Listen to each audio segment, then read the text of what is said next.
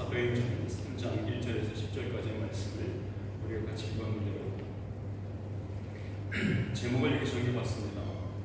죽은 무덤과 새롭게 산 성전 중 당신은 어디에서 예배하고 계십니까? 이렇게 제목을 정해봤습니다.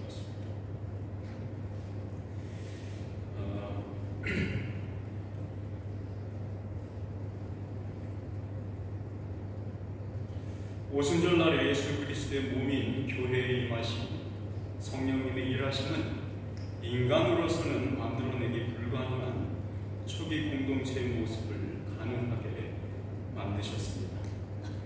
종교사회학이나 비교 종교학적인 입장 관점에서 보자면 여전히 제2성전과 모세율법 중심의 공동체였던 랍비 유대교와 초기 예수 공동체 사이에서는 아직까지는 주목할 만한 서로 간의 불화나 반목이 없이 공생했던 것으로 보입니다. 이 새로운 그룹은 긍정적인 평가들과 그에 상응하는 실천들로 인하여서 더욱더 많은 사람들이 몰려들어오기 시작했습니다. 당시 예루살렘과 그 주변에 살던 사람들, 그리고 잠시 방문 중이던 순례객들도 한마음으로 이 모임을 칭찬하였고, 이러한 평가는 온 예루살렘은 뒤덮었었습니다. 성전이라 하면 당시 모든 이스라엘 백성들에게는 자긍심이었습니다. 자존심이었고 자랑이었습니다. 하나님이 선택한 유일한 택한 백성, 민족이며 백성으로서의 하나님의 임재, 즉 자신들과 함께 하시는 분을 예배하는 곳, 그곳이 성전이었죠. 느헤미야 선지자가 이렇게 말한 적이 있습니다. 1장 9절에 이렇게 써 있습니다. 자, 같이 한번 읽어볼까요? 시작. 만일 내게로 돌아와 내 계명을 지켜 행하면 너희 쫓긴 자가 하늘 끝에 있을지라도 내가 거기서부터 그들을 모아 내 이름을 두려고 택한 곳에 돌아오게 하리라. 대다수 유다 백성들이 바벨론으로 잡혀간 이후 586년입니다. 기원전. 그 이후에 고향인 예루살렘 소식을 접하고 있지 못하다가 친족 중에 한 사람으로부터 그 소식을 접하게 된 느헤미야는 그 이야기를 듣고 식음을 전폐하고 울면서 기도를 시작했습니다. 회파된 성전의 백성을 그것으로 돌려보내달라고 간구하는 내용과 그 장면이 지금 읽은 부분입니다.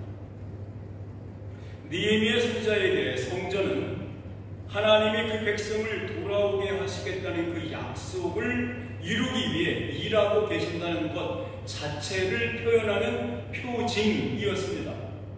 약속의 상징이에요.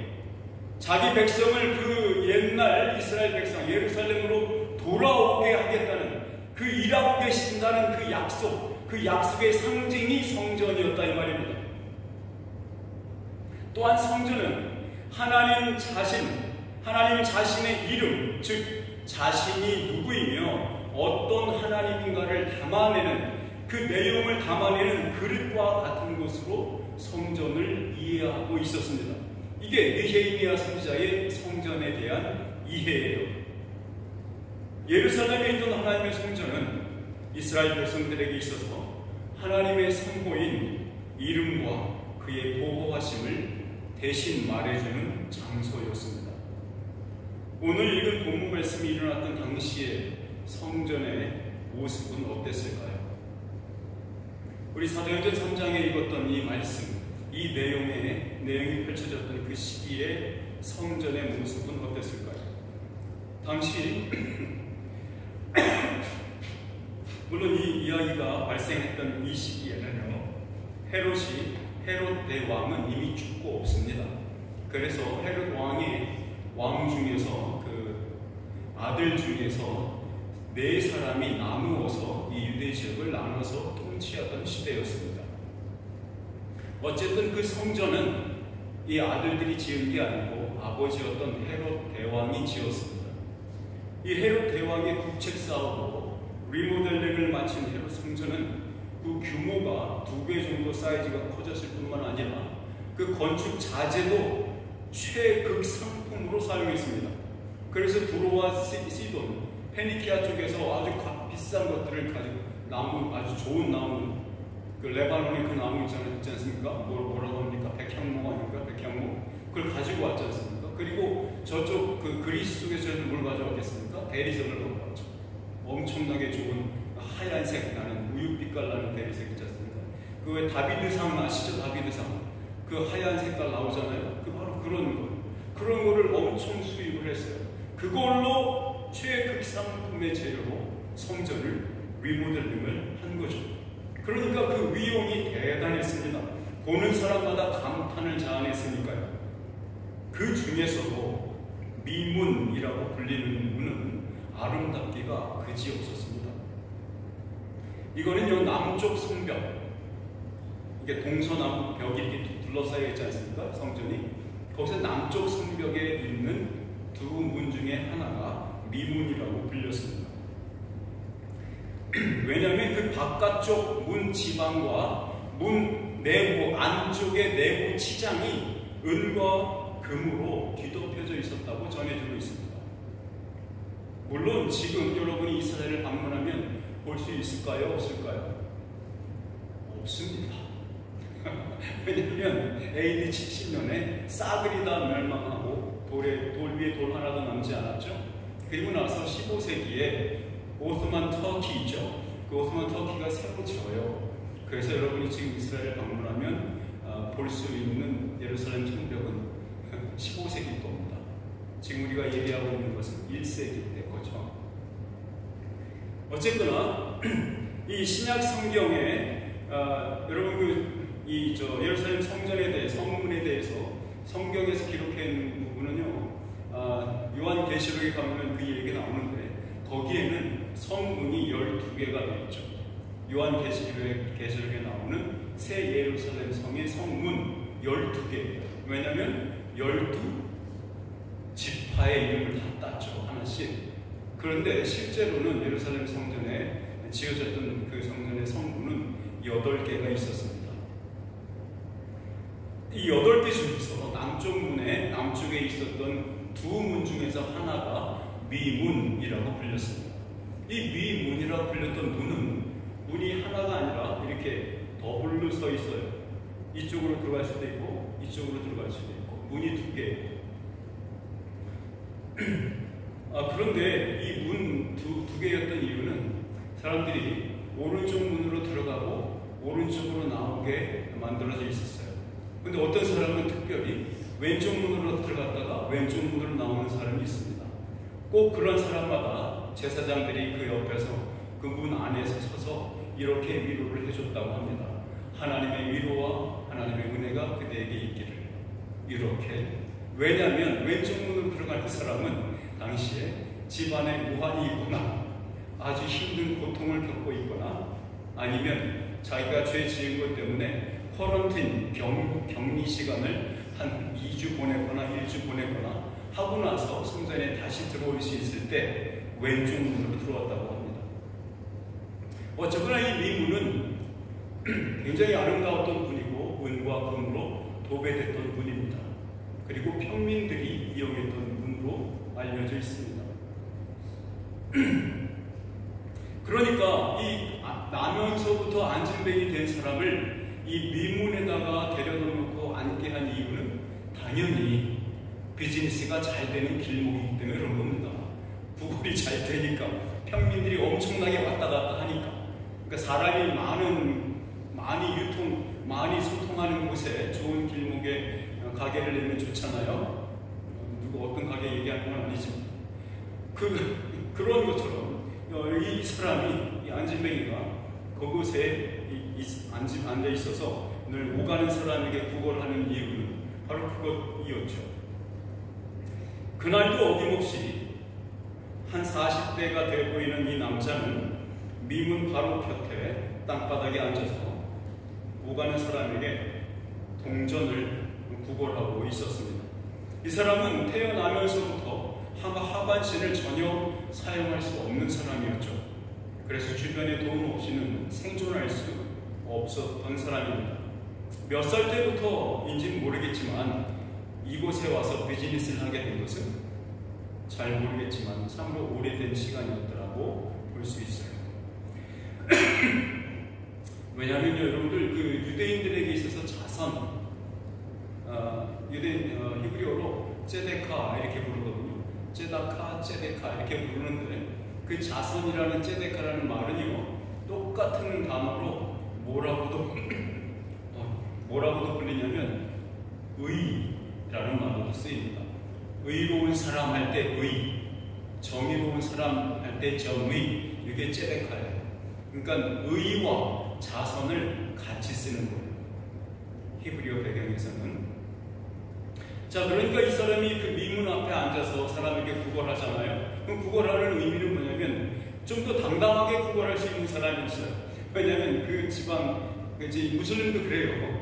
이 구걸할 때 돈 한 푼 줍시오 하는 게 아니고 나한테 돈 주면 너 공적을 쌓는 거야 하면서 내가 공적 쌓는 기회를 줄게 하는 의미로 손을 벌려요. 말도 그렇게 합니다.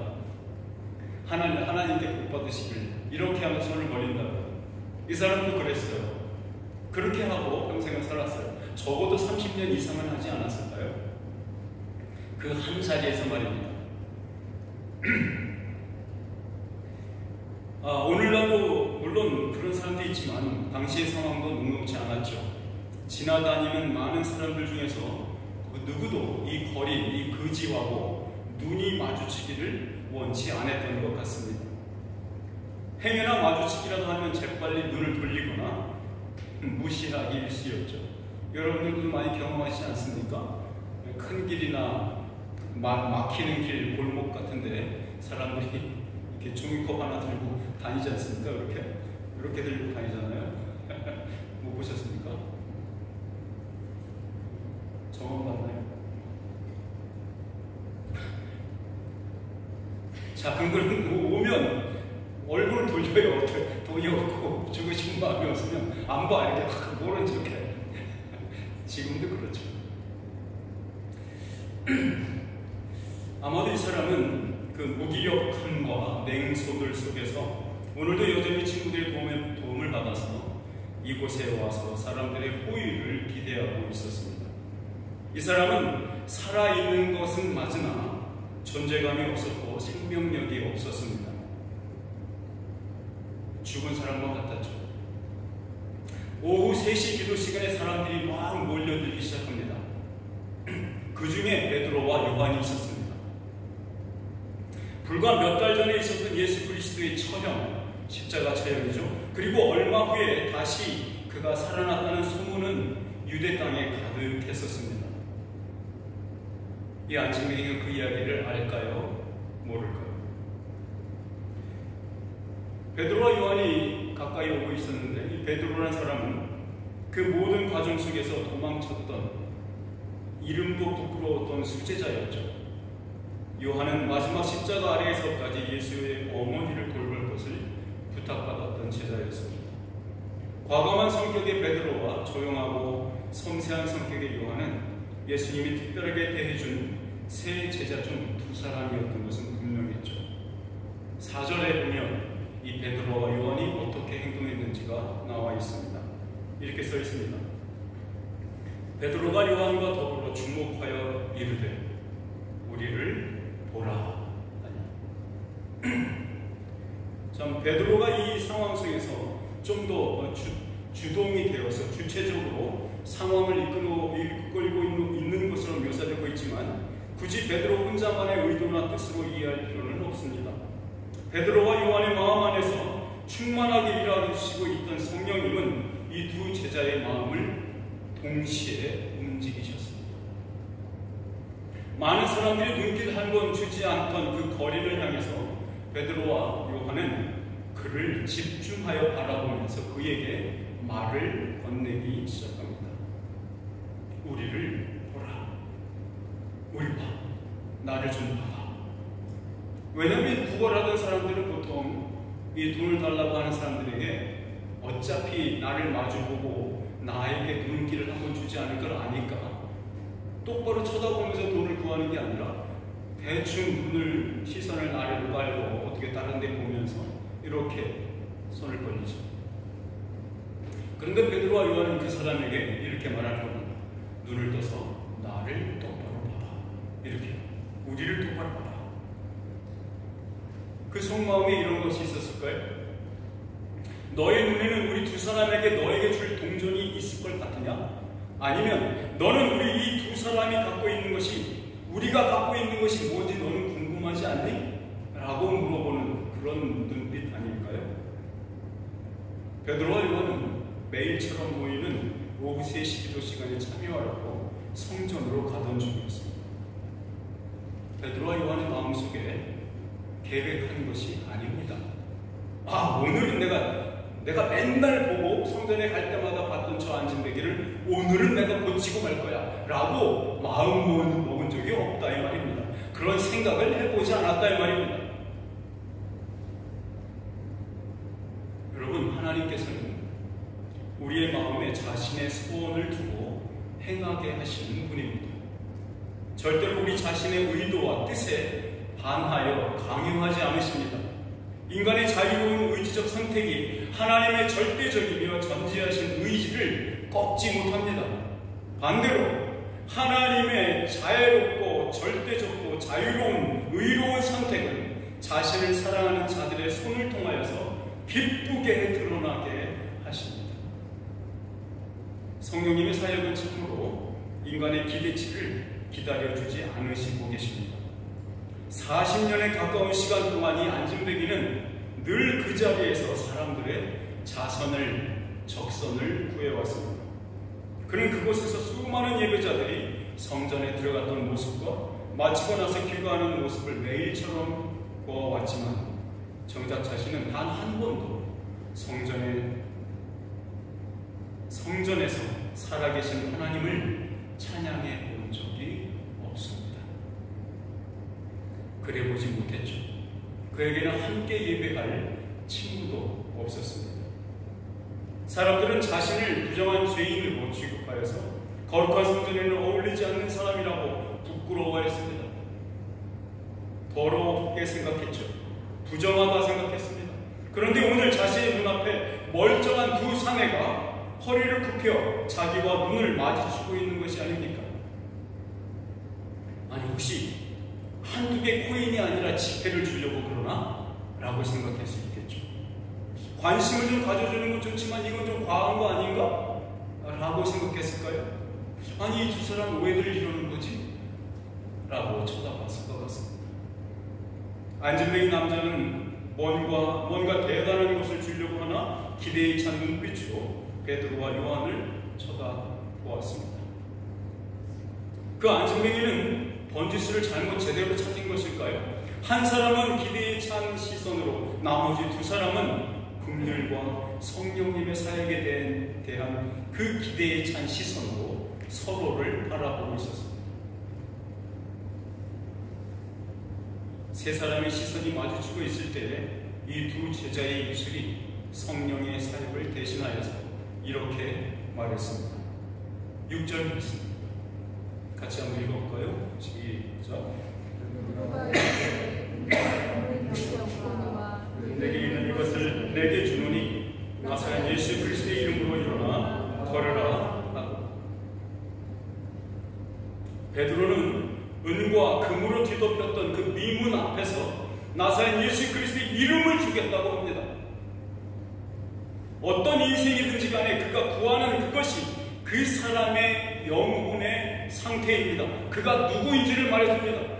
여러분이 무엇을 구하는가? 그것이 여러분입니다. 여러분 자신이 누군지 알고 싶으세요? 그러면 여러분이 입에서 무엇을 구하는지 보십시오. 그 무엇을 구하는가? 그것이, 그 내용이 여러분 자신입니다. 그게 여러분의 영혼의 상태입니다. 은과 금을 구하는 영혼은 그 양심과 삶의 목적의 수준이 은과 금일 뿐입니다. 그런데 더욱 영원하고 불변하는 그 가치가 변함이 없는 것을 구하는 자들은 그 영혼의 가치가 절대적으로 차이가 나는 법입니다. 하늘과 땅 차이입니다. 이 두 사도의 마음속에서 이렇게 말하고 있지 않을까요?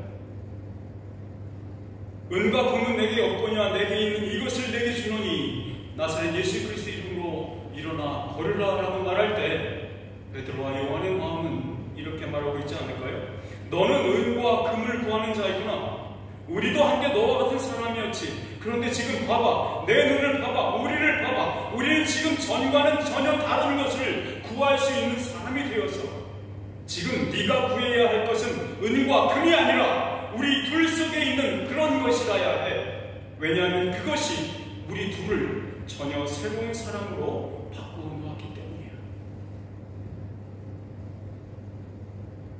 이러한 구절, 오늘 읽었던 6절 말씀을 대꾸법이라고 하는 형태로 분석해보면 이렇게 말할 수 있습니다.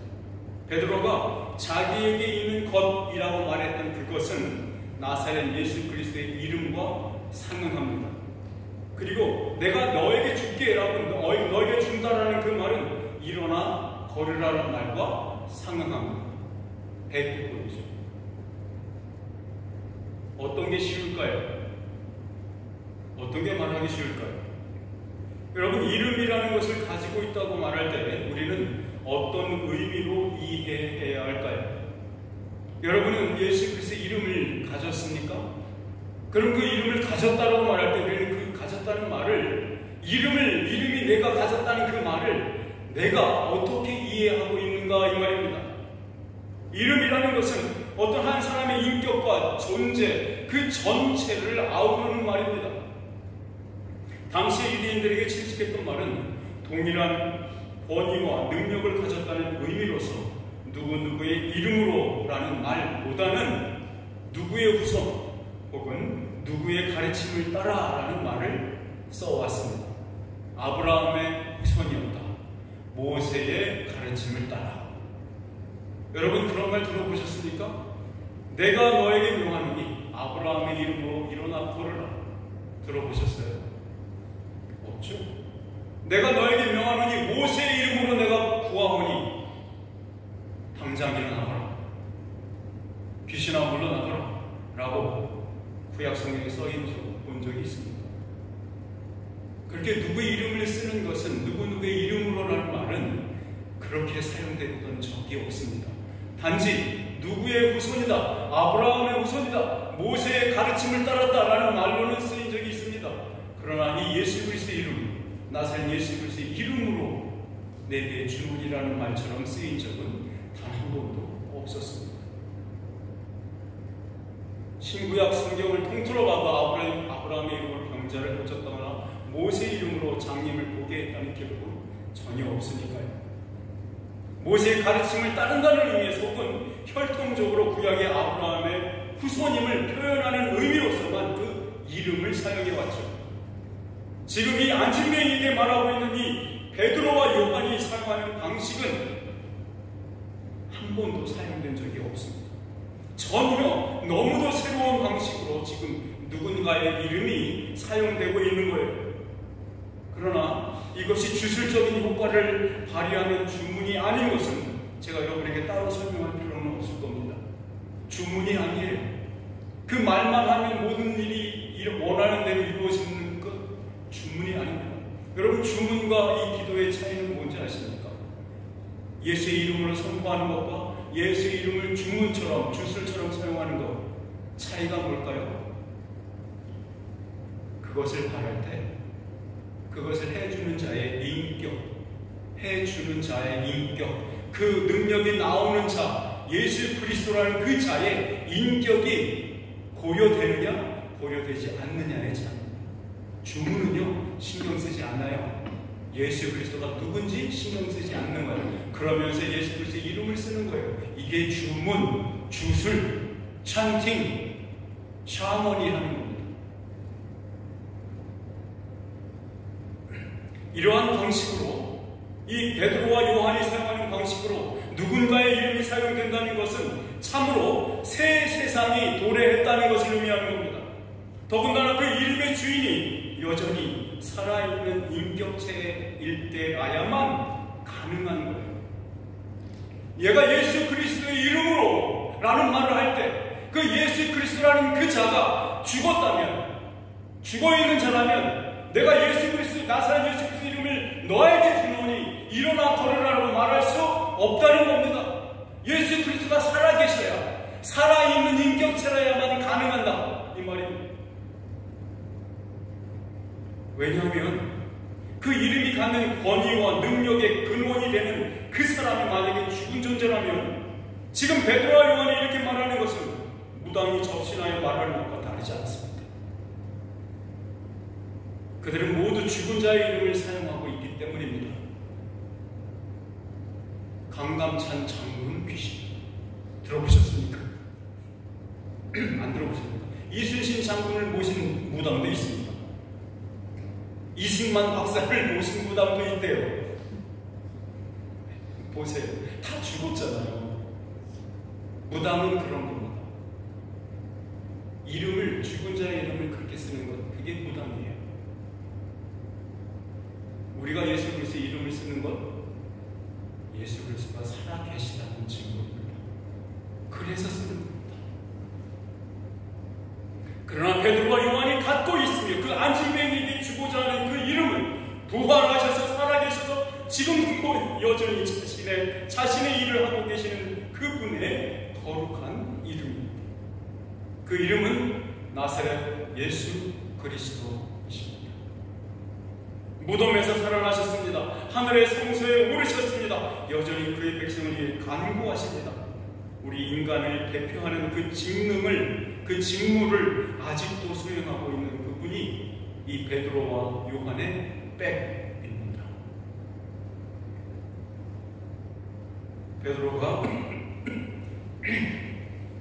베드로가 자신이 기대고 있는 분이 어떤 분인지에 대해서 자신의 첫 번째 설교와 두 번째 설교에서 자세히 설명하고 있습니다. 베드로가 이해했던 그 이름의 가치에 대해서는 다음 시간에 이야기할 수 있을 겁니다. 이 시간 속에서 이 안진뱅이를 일으켰던 그 일 속에서 어떤 일이 벌어졌을까요? 실제로 벌어진 그 영원한 실제는 어떤 일이 벌어졌을까요? 전능하신 하나님의 보이지 않는 손이 베드로의 손을 통해서 일하시는 그 사건이 벌어집니다. 베드로와 요한이 하고 있는 일은 바로 예수 그리스도가 하셨던 일 그대로였습니다. 마태복음 11장 5절 말씀을 같이 한번 읽어봅시다. 시작.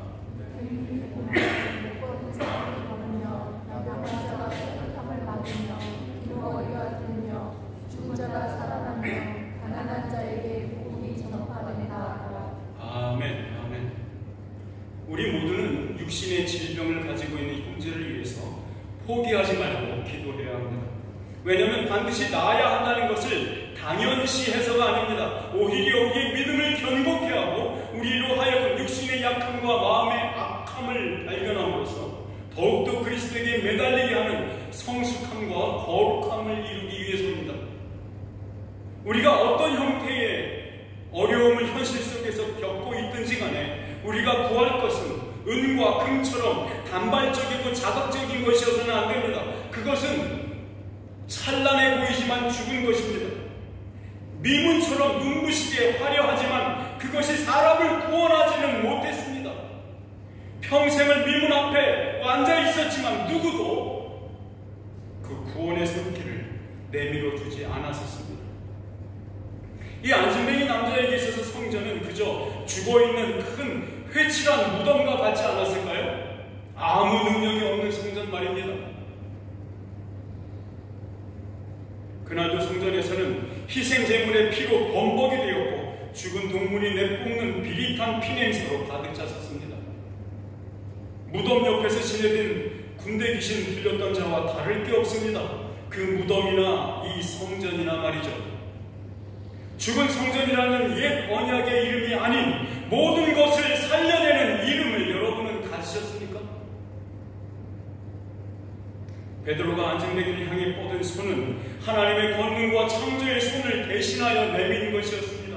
베드로와 요한 속에 있던 그 이름의 능력이 안진뱅이의 발과 발목에 새로운 육체로, 새로운 창조된 육체로 만들어가고 있었습니다. 우리 7절과 8절 말씀을 같이 한번 읽어봅시다. 시작. 오른손을 잡아 일으키니 발과 발목이 곧 힘을 얻고 뛰어서서 걸으며 그들과 함께 성전으로 들어가면서 걷기도 하고 뛰기도 하며 하나님을 찬송하니 죽어있던 공간과 같은 이 무덤과 같은 이 성전에 호련히 살아 숨쉬는 생명이 흘러 들어가고 있었습니다.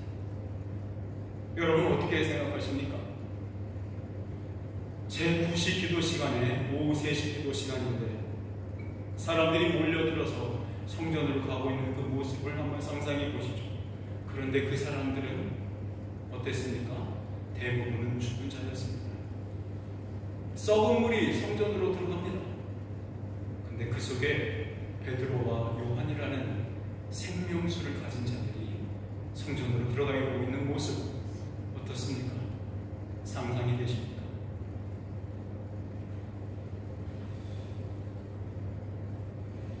우리 교회가 정한 올해의 성경 구절을 기억하시죠?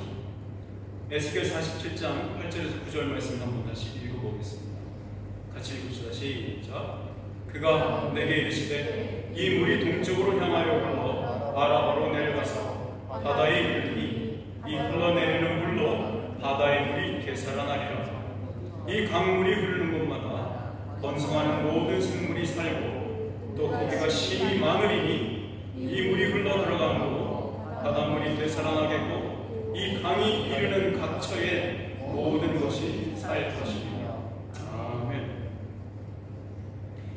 여러분 예수님의 생명수가 흘러 들어감으로써 새롭게 살아난 이 사람은 더 이상 안진뱅이가 아니었습니다. 살아서 물속을 자유롭게 헤엄치는 물고기처럼 살아있는 예배자로 베드로와 요한과 함께 손잡고 걸어가며 성전으로 가고 있었습니다. 난생 처음으로 성전에 예배하러 들어갑니다. 그는 자기 자신에게 이루어진 이 일이 하나님께로부터 온 것임을 분명히 알았습니다. 그래서 그는 누구를 찬송하고 있습니까? 베드로를 찬송합니까? 요한을 찬송합니까? 아닙니다. 하나님을 찬양하고 있었습니다. 부정한 자로 취급받았던 이 사람은 지금 거룩하고 정결한 몸이 되었습니다. 영혼의 죄사함을 받았음을 의미하는 겁니다. 평생 단 한 번도 자기의 발로 서지도 못했던 이 안진뱅이는 지금 걸을 수 있고 뛰기도 했습니다. 그런데 보십시오.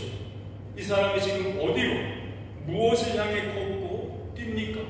목적지가 어디입니까? 그 목적지는 나사렛 예수 그리스도의 이름, 그분에게로 가는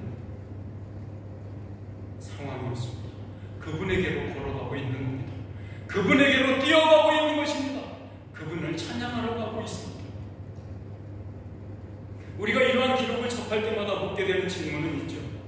지금도 이러한 기적을 기대할 수 있을까라고 말이죠. 왜 아닙니까? 왜 안 됩니까? 생각해 보십시오.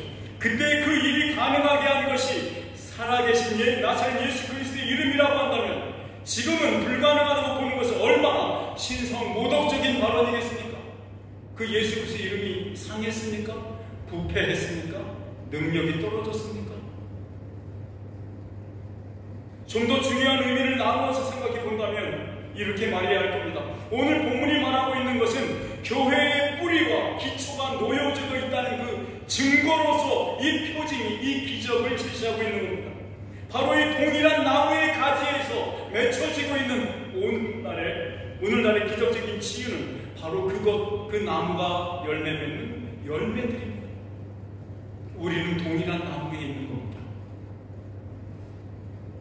성경은 우리에게 계속해서 교회의 기초를 놓으라고 요구하고 있지 않습니다. 도리어 이미 완성된 교회의 기초와 뿌리의 초석 위에서 기쁨과 즐거움의 찬송의 열매를 맺으라고 우리에게 요구하고 있습니다. 여러분이 지금 걷고 있는 그 길 끝에 나사렛 예수 그리스도를 만나는 것이라면 여러분 제대로 가고 있는 것입니다. 뜀박질하고 있는 것입니다. 이게 성령 충만한 삶입니다. 본문 마지막 두 구절이 9절과 10절, 거기에는 이 사건의 목격자들이 있음을 말해주고 있거든요. 한번 같이 읽겠습니다. 시작. 모든 백성이 그 걷는 것과 구원하던 사람인 줄 알고 그에게 일어난 일로 인하여 아멘.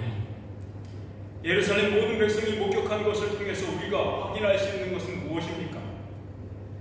이들은 유대인이었기에 언약의 하나님을 이해했고 믿어왔던 사람들입니다. 그러나 그 언약의 성취가 이루어지는 날, 그 언약 자체가 지시했던 바로 그 복음의 실체가 어떤 능력으로 사람들을 새롭게 만드는지는 그들은 알지 못했습니다. 여기 9절과 10절의 사람들을 한번 보십시오. 제 눈에는 이 사람들이 진짜 안진뱅이로 보입니다. 이들의 눈에는 그 기적이 무서울 만치 이해할 수 없는 것이었습니다. 뭐라고 말합니까? 심히 놀랍게 여기며 놀라니라. 두려운 겁니다. 무서운 겁니다. 이해할 수 없는 겁니다. 그들의 눈에는 죽었던 자가 살아 움직이는 겁니다. 이들은 그저 부활의 현장을 그저 멀리서 쳐다만 보고 있던 방관자들 같습니다. 여러분, 하나님의 능력과 그 일은, 그 구원의 일은 모든 이에게 열려 있습니다. 모든 사람을 구원할 만한 충분성을 가지고 있습니다. 그러나 그것을 참으로 이해할 수 있고 소유할 수 있는 이들은 많지 않은 것 같습니다. 예수님께서 말씀하셨죠. 넓고 큰 길은 많은 사람들이 찾으나 좁고 험한 길은 찾는 사람들이 적다라고 합니다. 하나님의 능력이 딸려서 그 사람들을 구원하지 못해서입니까? 아니에요. 아닙니다. 왜냐하면 그들은 자기의 생각에 이 기적이 합리적이지 않은 것처럼 생각합니다. 도저히 말이 안 되는 일처럼 보여집니다. 여러분, 우리의 거듭남은 무엇보다 큰 기적입니다. 이 기적을 만들기 위해서 우리가 달려서야 할 그 십자가에 예수 그리스도께서 대신 달리신 그 기적을 여러분은 보셨습니까? 우리가 무슨 일이 있어서 할 말이 있겠습니까? 예수 그리스도가 완수하신 그 구원의 일은 우리 모두를 그저 벙어리로 만들 뿐입니다. 이해할 수 없게 그렇습니다. 하나님의 마음을 이해할 수 없게 그래요. 그 마음, 우리의 마음에 믿음을 넣어주심으로 하나님은 우리를 통해서 그를 믿게 하십니다. 그래서 우리는 그분을 찬양할 수 있는 겁니다. 우리가 드리는 찬양은 천사의 찬양보다 더 영광스러울 수 있을까요? 네, 당연히 그렇습니다. 구원을 입은 자의 찬송은 당연히 경험 없는 피조물들이 드리는 찬양보다 더욱더 영화로울 수 있습니다. 우리가 함께 하나님께 올려드리는 찬양의 내용과 가사는 천사들의 찬양과 동일합니다. 왜냐하면 그들도 우리와 함께 하나님을 찬양하는 동료 예배자이기 때문입니다. 우리 히브리서에 우리가 드리는 찬송과 우리의 돕는 손이 어떻게 연결되는지 말해주는 구절이 있습니다. 히브리서 13장 15절 말씀을 같이 한번 읽어보겠습니다. 시작. 그러므로 우리는 예수로 말미암아 항상 찬송의 제사를 하나님께 드리자. 이는 그 이름을 증언하는 입술의 열매니라. 오직 선을 행함과 서로 나누어 주기를 잊지 말라. 하나님은 이 같은 제사를 기뻐하시느니라. 제가 16절까지 안 써있으니까 다시 한번 볼게요. 오직 선을 행함과 서로 나누어 주기를 잊지 말라. 하나님은 이 같은 제사를 기뻐하십니다. 사랑하는 여러분, 우리에게 항상 있어야 할 찬송의 제사는 나사렛 예수 그리스도의 이름을 증언하는 입술의 열매라고 말하고 있습니다. 베드로의 손을 통해서 하나님의 창조의 능력은, 그 생명 능력은 흘러들어갔습니다. 하나님께서는 우리의 손을 사용하기를 기뻐하십니다. 하나님 자신이 그분이 무능하시거나 힘이 모자라서가 아니에요. 이것이 그분께서 정하신 방법이기에 그분이 보기를 원하시는 방법이기에 우리는 따라야 하는 겁니다. 우리는 순종하는 거예요. 우리의 손이 베드로처럼 사용되면 될수록 우리의 손이 간접적으로 체험하는 하나님의 손의 따뜻함과 그 견고함을 닮아갈 수 있는 것입니다. 입술의 열매인 찬송의 제사는 몸의 행함으로 드리는 제사와 동전의 양면과 같습니다. 어느 한쪽만을 강조하고 주장하는 모습은 마치 절름발이와 같습니다. 여러분, 그 안진뱅이에게 내어민 베드로의 손을 통해서 하나님께서 일하시길 기뻐하시는 것처럼 우리의 믿음 또한 이 둘 중 하나도 잃지 않는 온전함을 목표로 해야 합니다. 그것이 우리의 목적입니다. 우리의 골입니다. 우리 히브리서 마지막 장의 끝부분에 있는 두 절을 함께 읽겠습니다. 우리가 일어나서 함께 읽을 때 기도하는 마음으로 이 말씀을 마음에 새기시면 좋겠습니다. 히브리서 13장 20절에서 21절 말씀입니다. 함께 읽겠습니다. 시작. 양들의 큰 목자이신 우리 주 예수를 영원한 언약의 피로 죽은 자 가운데서 이끌어내신 평강의 하나님이 모든 선한 일에 너희를 온전하게 하사 자기 뜻을 행하게 하시고 그 앞에 즐거운 것을 예수 그리스도로 말미암아 우리 가운데서 이루시기를 원하고 영광